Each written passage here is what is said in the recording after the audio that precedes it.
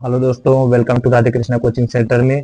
आज हमारा अध्याय एक जो क्लास 12th का मोस्ट इम्पोर्टेंट क्वेश्चन जो जिसका नाम कूलाम का नियम है, ठीक है, उसे आज हम आपको बताएंगे। ठीक है, जैसे यहाँ पर कूलाम का नियम हेडिंग दिया है, ठीक है। आपको क्या करना है, दो आवेशों को लेना है, Q1 एक Q2, ठीक है, तथा इन दोनों आवेशों के जो बीच की दूरी होती है R होती है, ठीक है। ये दोनों आवेशों के बीच की दूरी R, इन दोनों आवेशों के बीच जो लगने वाला बल F होता है, ठीक है।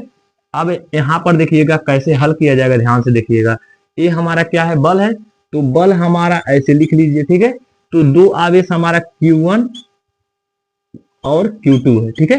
तो दो आवेश, ध्यान से देखिए, दो आवेशों के बीच लगने वाला आकर्षण, दो आवेशों के बीच लगने वाला आकर्षण एवं प्रतिकर्षण बल, ठीक है।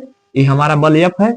दो आवेशों के बीच लगने वाला आकर्षण एवं प्रतिकर्षण बल के गुणनफल गुणनफल के अनुक्रमानुपाती तथा इसके बाद तथा इन दोनों जो बल लग रहा है, ठीक है ना, दो जो बल लग रहा है दोनों आवेशों के बीच की जो दूरी के, ठीक है, दूरी के क्या होता है, वर्ग के व्युत क्रमानुपाती होता है, ठीक है ना।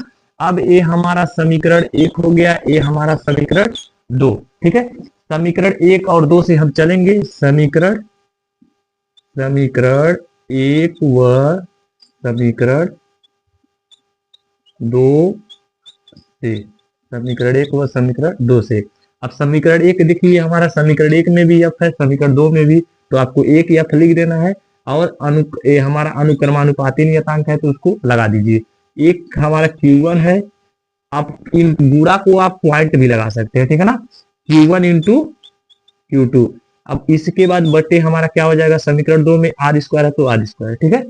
अब ये हमारा, अब इसको इसके बाद क्या होगा, यफ है तो यफ लगाइए, जब अनुक्रमानुपाती चिन्ह हटता है तो यहाँ पर एक नियतांक आता है जिसका नाम के है, ठीक है।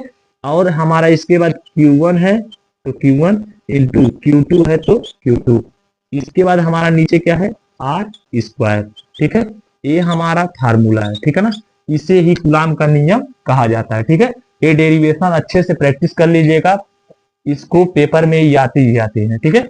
अब यहाँ पर देखिएगा, जो के बराबर हमारा मान होता है 1/4 पाई एप्सिलॉन नॉट, ठीक है, और 1/4 पाई एप्सिलॉन नॉट के बराबर भी एक मान होता है 9 × 10⁹ ठीक है ना। उम्मीद है कि आपको ये क्लास समझ में आया होगा। इसी तरह वीडियो देखने के लिए